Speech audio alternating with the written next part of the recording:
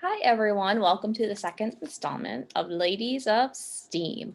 I hope you joined us last week where we talked about Emily Roblin. If you missed it, it is on the Noble YouTube page. So today we're going to talk about Maya Lin, and she's pretty cool. She designed the Vietnam War Memorial and many other things. Cat just is walking under my feet.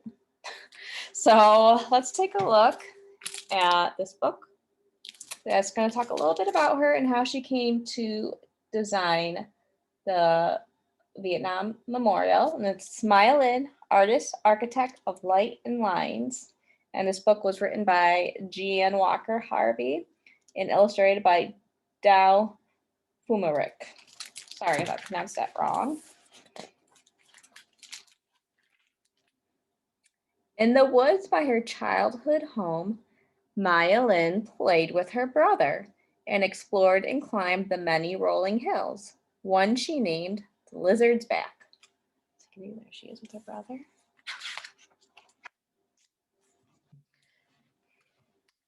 On long walks alone, she searched for birds in the forest. Maya sat still as a statue, hoping to tame rabbits, raccoons, chipmunks, and squirrels. In her house full of light and open spaces, Maya read books and played chess with her brother. And with papers and scraps, she built tiny towns. Her parents had fled China at a time when people were told what to be and how to think. Her parents never told Maya what to be or how to think. So there's little Maya, and she's using like cereal boxes and juice boxes to create a little town, which is pretty cool. One day, when Maya looked at the patterns of light and lines on the ceiling of her college library, she imagined she would become an architect who created buildings with art, science, and math. My cat is being crazy right now. Sorry, he just looked up and then ran away really quickly. Cats are crazy, aren't they? And now he bumped into something. While studying overseas, Maya wandered through countries and cities, gazing at buildings of all types, new and old, learning all she could. So see all these different kinds of buildings? In her last year of college, Maya entered a contest to design a memorial to honor students who died during the Vietnam War. The contest rules said the memorial must blend with a park setting and include the name of every soldier who died fighting or was missing. Almost 58,000 names. These rules rang true to Maya. She knew the power of names. Maya believed that a name brings back all the memories of a person, more than a photo of a moment in time. Okay. In the glow of the autumn sun, Maya walked across a field dotted with trees, the site of the future memorial. Through her camera's eyes, she imagined a knife slicing open the earth. In her mind, she saw the cut in the earth healing over time to a polished edge covered from top to bottom with names, an edge that reflected sky and grass and the people who visited the memorial. So here she is taking pictures, trying to imagine what she can create. Back at school, Maya sculpted and modeled with mashed potatoes, then with clay. She sketched a soft space of greens and blues, and before mailing her entry, she put her thoughts into an essay. She wrote that her long polished wall would be a quiet place to remember all those who died during the war, a, a place to be experienced by walking down, then up past names that seemed to go on forever.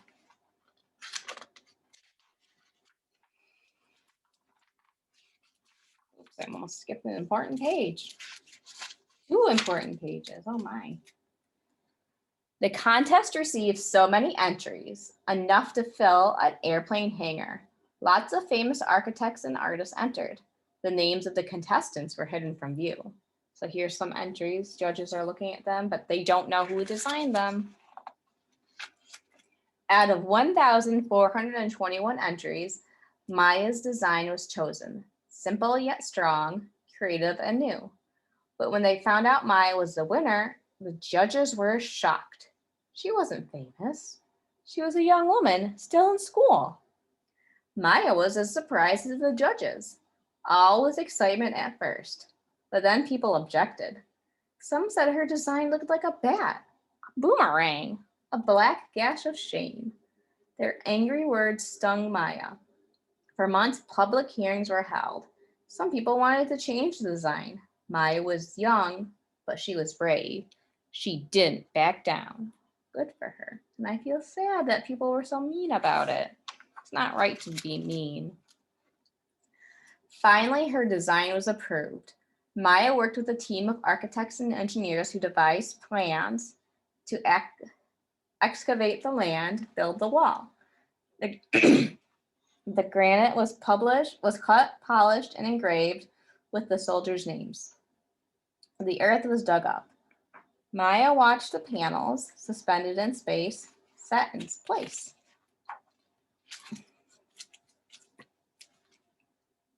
The first time Maya visited the finished walls, she searched for the name of the father of a friend. When she touched the name, she cried, just as she knew she would. Thousands came that Veterans Day to see, to touch, and remember. Salutes, hands on hearts, honoring, and every day since then, visitors have done the same.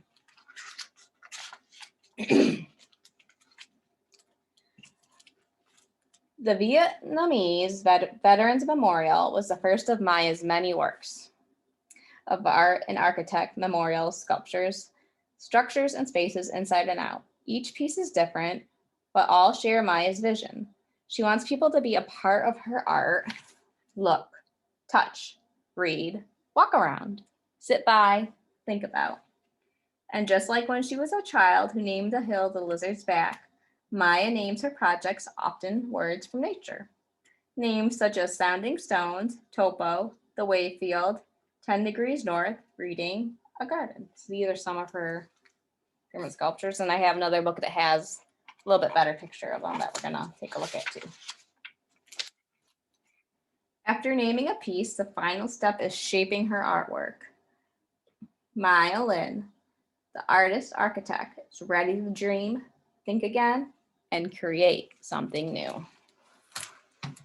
Okay, so I just want to read this from this book, Rad American Women A to Z by Katie Shorts, and the illustrations are by Miriam Kleinstahl. I would highly recommend this book. It has a lot of cool women in it, and it's always good to learn a little bit of something new. And some women you might have heard of, and some you might have not. But I wanted to read a little bit from this page. It just talks a little bit more about the Vietnam Memorial. Maya imagined a big, shiny wall covered in the names of soldiers. The wall would reflect the image of the person looking at it like a mirror. That way, Maya thought, visitors would see themselves in the walls of names and be reminded the war affects us all. So I just thought that was pretty interesting about why she made it the way she did. And so then this book is called Maya Lin, Thinking with Her Hands, and it's by Susan Goldman Rubin. It has a lot of her artwork in it and about her life. So this first one we're going to look at is the Civil Rights Memorial that she designed and made. And it has a quote from Martin Luther King Jr. Until justice rolls down like waters and righteous like a mighty stream. So I know it's kind of hard to see because it's dark. You can see it's circular. And then it has the dates, the important civil rights movements. And if you want to learn more about these artworks, you can always check out the book. So this next one is part of her Storm King series, Wayfield. And so this one that's really cool and unique, I think. It's a land sculpture, and it has to do with ocean waves and using the earth. So she just designed it in the land. You can see people peeking out having fun, but it's land, but she made it look like ocean waves, which can be really relaxing when you're at the ocean. Or you could get seasick, maybe. There was someone who was walking it in this walking one of them and they got a little seasick, it said. And then this one is the Storm King wave field, and it shows it in the winter. So again, you can see the way it looks like waves. I just thought that was super cool and unique. And then she also did the Langston Hughes Library, and here's a picture of it at night. You can see there's a skylight shining through. I really like that one. Of course, I love libraries. I work in one. So this one is actually called the Box House in Colorado. She designed a house for someone, and I really love this one. I would like to live there. And so right here, it's where the deck is connecting the two houses, and there's actually trees growing from it, and she did that on purpose. I love to give people outdoor rooms, she said. So I like that.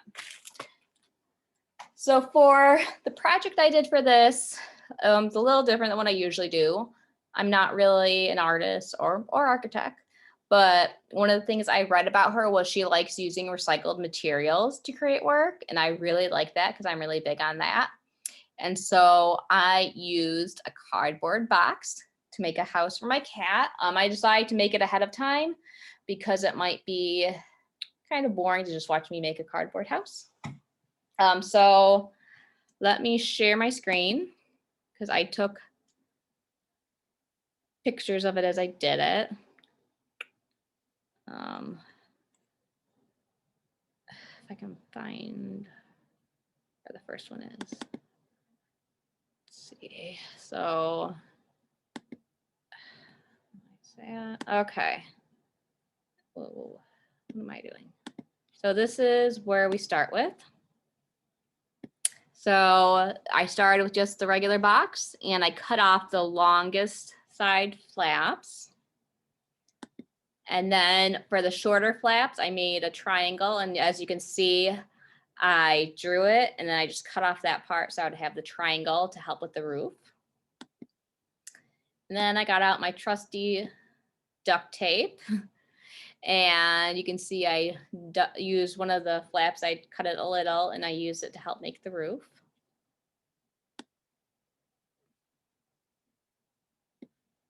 And this one's actually next. So then you can see more of the roof here. I'm not sure why it's flipping it like that, but yeah, and again, I have the duct tape going all around, so it's all covered. So he has roof for his house. And then obviously he needs a way to get in, so it's like an upside down U. And I put duct tape around the side to make it look pretty, but also in case there's like a little sharp edge or something so he doesn't get hurt. And then I wrote his name, so everyone knows that this is Giles's cat house. And then on the other side, I wrote meow because Giles says meow a lot. And then I did paint it, make it pretty. And then here, whoops, here's a closer or a far away version of the colors I picked. And then getting a picture of him in this was really hard. He would not cooperate except for when I was reading the stories. He was walking by my feet and going in the cat house because I moved it, and I'm actually going to show it to you right now. So yeah, I couldn't really get a good picture of him, but naturally when I'm not ready is when he goes in it. Okay, so here. So here it is. Very simple, but something fun to do on a cold, windy day or a rainy day. Gotta post it that one. And there's a lot you can do with cardboard boxes. Let me share my screen again. Maybe. Oh, did I close out of it? Just a second.